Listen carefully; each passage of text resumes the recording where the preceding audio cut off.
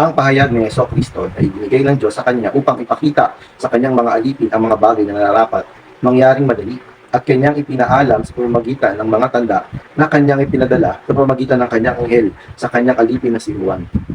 Mga kapatid, no, itong Revelation, ito ay sinulat ni Juan at ito ay ipinahayag ng Panginoong Yesus. Ito ay pahayag ng Panginoong Yesus upang makita natin kung ano ba yung mga magaganap sa hinaharap patungkol sa kanyang ministeryo. So dito mga kapatid, may naisin sa panig ng Panginoon na ipakita sa atin kung ano ba yung mangyayari. At ganoon din naman yung naisin natin bilang mga Kristiyano na makita kung ano ba yung nilalaman ng Revelation. Bagaman mga kapatid na sa Kristyanidad, mahirap sila na makapasok sa aklat na ito dahil hindi nila nakikita yung pinaka-importanting dapat natin makita. Walang iba kundi ang Panginoong Jesus. Kapag ang puso natin mga kapatid ay may damdamin tayo na makita ang Panginoon sa aklat na ito, walang duda na madali natin mauunawaan lahat ng mga nakasulat dito. Na makikita natin na si Jesus, siya yung sentro ng aklat na ito. Buong aklat ng Apokalipsis ay umiikot lamang sa Panginoong Jesus, na umiikot sa ating Panginoong Jesus. Na ipinakita kay Juan at ito ay pinakikita na rin sa atin tuloy ng Panginoon. Na nagpapatotoo ng salita ng Diyos at ng patotoo ni Jesus ng lahat ng mga bagay na nakita niya. No? Verse 3. Pinagpala ang bumabasa at ang nakakakinig ng mga salita ng propesiya at tumutupad ng mga bagay na nasulat sa loob nito sapagkat ang panahon ay malapit na. Yung bumabasa mga kapatid, yung bumabasa ay iba dun sa nakakakinig. Pag binasa mo yung aklat na ito, mga kapatid, hindi nito agad-agad na ma-assure kapag binasa mo mauunawaan mo, mga kapatid, hindi ganoon. Kaya nga di ba sinabi ng Panginoon dito sa mga verses sa chapter 2 at chapter 3, ang may pakinig ay makinig mga kapatid. Kasi hindi lahat ay mayroong pagpapala na makakita sa mga mababasa natin dito. Iba dito mga kapatid ay naganap na. At yung iba ay magaganap pa lang. Sabi dito, ang panahon ay malapit na. Nung ito ay sinulat mga kapatid, ito ay sa Patmos. No? At may makikita natin, may 2,000 taon na mula nang sinulat itong aklat na ito. At ito ay patuloy pa rin nangyayari. Pero sinabi ng panahon nito, ito ay malapit na. Sa panig ng Panginoong Jesus, ito ay naganap na. Diba? Diba? Sabi niya sa Epeso, ako ay may laban sa iyo, iniwan mo ang iyong unang pag-ibig. No? Pero, ito ay magaganap pa lang ng panahon na yun. Kaya sinabi niya yung mga bagay na positibo sa Church in Philadelphia, di ba? Pinapakita na ito ay naganap na. No? Pero nung panahon na ito ay sinulat, hindi pa siya nangyayari. No? Kaya nakikita natin na sa mata ng Panginoon, ito ay tapos na, ito ay naganap na, ito ay siguradong mangyayari. Dahil tayong mga tao ay cover ng oras, tayong mga tao ay cover ng limitadong espasyo at limitadong panahon mga kapatid. Ito ay kailangan pang maganap mga kapatid. Kaya pinakikita sa atin na yung Panginoong Jesus na umiiral yung paglikha, hanggang sa panahon na darating mga kapatid, siya ang Alpha at Omega na umiral ng simula at iiral magpakailanman. Siya ay hindi nasasakop ng mga panahon at oras. Ay pinakita kay Juan mga kapatid, ito ay naganap na para sa kanya. Ito ay tapos na. No? So lumalabas mga kapatid na sa Satanas, wala na siyang magagawa. Dahil ang Panginoong Jesus ay nabuhay na muli, siya ay nagumpay na. No? Kaya si Satanas, ang kaya na lang niyang gawin ay i-delay yung oras. Kapag natapos na yung kanyang panahon mga kapatid, ang kanyang kaantungan ay dagat-dagatang apoy. Kung makikita natin, no, si Satanas ay tinapon sa dagat-dagatang apoy dito sa Revelation. Sa paningin ng Panginoon, ito ay naganap na. Ito ay siguradong mangyayari. Satanas, ang ginagawa na lang niya ay i-delay yung panahon. Madidelay niya ito kung ang mga tao ay kaya niya i-distract. Kung kaya niya i-distract yung mga kapatid, no, yung Panginoon, ang kanyang pagkilo sa lupa kasama ng tao, ito ay napapabagal.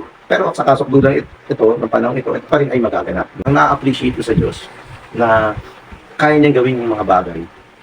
Pero pinipili niyang gawin ito kasama ng tao. Dahil ang tao ay may sariling will. Kaya nade-delay din yung gawain ng Panginoon. Dapat nating makita no, na sa ating panalangin na Panginoon, sa iyo Panginoon, ikaw ay nanagumpay na. Panginoon, kami rin ay dalhin mo sa iyong katagumpayan. No? Masyado lang mahaba yung 2,000 taon na si Satanas ay dinidistract yung gawain ng Panginoon. Sobrang tagal na nito. No? At sa mata ng Panginoon, no, ito ay tapos na. Dapat dalhin tayo ng Panginoon sa kanyang katagumpayan na dumating sa kasukdulan ng bagong Jerusalem.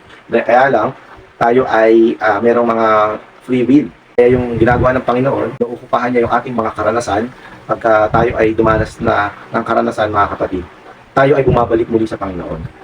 Kaya lumalabas mga kapatid na kahit anong gawin ni Satanas sa distraction sa ating buhay, no, mauuwi pa rin tayo sa paglilingkod sa Panginoon.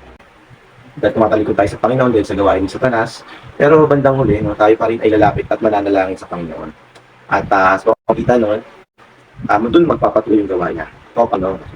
So, dito, sinabi ng Panginoon, ang panahon ay malapit na. So, 2,000 taon na nakakalipas, pero sa patan ng Panginoon, ito ay malapit nang mangyari. Si Juan, sa 7 eklesiya na nasa siya, sumainyo ang biyaya mula doon sa kanya na ngayon at nang nakaraan at yaong darating at mula sa 7 espiritu na nasa harapan ng kanyang trono. Yung Asia, ito mga kapatid, ito ay bahagi, ito ay isang lalawigan siya ng Old Roman Empire.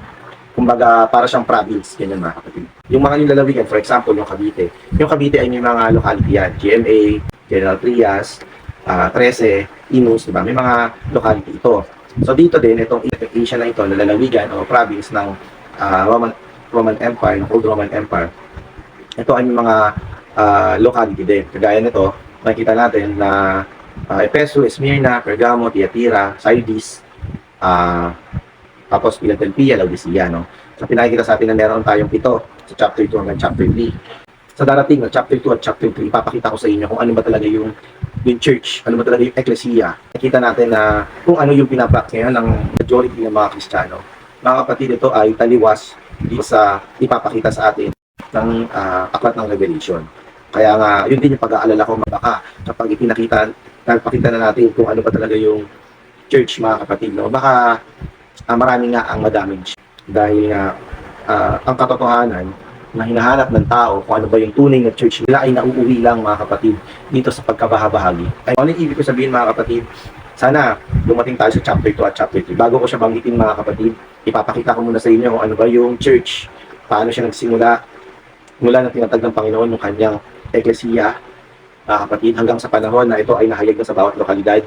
For example, Church in Galatia, Church in Corinto, Church in Thessalonica, mga kapatid, lahat sila ay nahayag sa mga locality. Pero sa ngayon muna, mga kapatid, mag-focus muna tayo dito sa chapter 1 na ito. Itong espiritu na nasa harapan ng kanyang trono. Mga kapatid, ito ay introduction sa chapter 2 at chapter 3. Ay, yung Ama, yung ating Diyos, mga kapatid, siya ay pinakikita sa atin na siya ay solely na Diyos. Diyos lang siya. Pero, nang siya ay nagkatawang tao, ang Diyos na ito ay nagkaroon siya ng katawan. No? Kung ano yung pag-iral ng tao, nagkaroon din siya ng ganitong klase ng bahagi. Ito ay may pangalang Jesus. Dinala niya yung tao sa langit. Kaya yung tao na ito ay naging daan para mabuksan yung buhay ng Diyos para maibigay pamahagi din sa iba, para maipasok yung buhay ng Diyos sa mga tao. At ito na yung panahon ng eklesiya. Itong panahon ng eklesiya, mga kapatid, ito ay sama-samang mga Kristiyano. Alam naman natin yun. Na ito ay sama-samang mga Kristiyano at ito ang eklesiya. At sa panahon na ito, mga kapatid, ito ang pinangangalagaan ng Espiritu. Pero dito, mga kapatid, sa itong eklesiya na ito, Church in Ephesus hanggang Laodicea, itong 7 na ito, mga kapatid, ay may iba't ibang karanasan pagdating sa karanasan sa Panginoon. Iba-iba yung karanasan nila. Kaya yung Panginoon, ito ay humaharap sa mga eklesiya. At itong Espiritu na ito ay humaharap sa iba't ibang appearance. So, makikita niyo sa introduction ng mga eklesiya na babanggitin, pinapakita ng Panginoon yung kanyang sarili sa iba't ibang klase ng appearance. Kasi kinokorek niya kung ano yung pagkakamali ng bawat eklesiya. No? So meron lang dalawa na yun na hindi kinorek dito ng Panginoon, hindi siya nagsalita ng negatibo. Ito yung Church in Smyrna at ito yung Church in Philadelphia.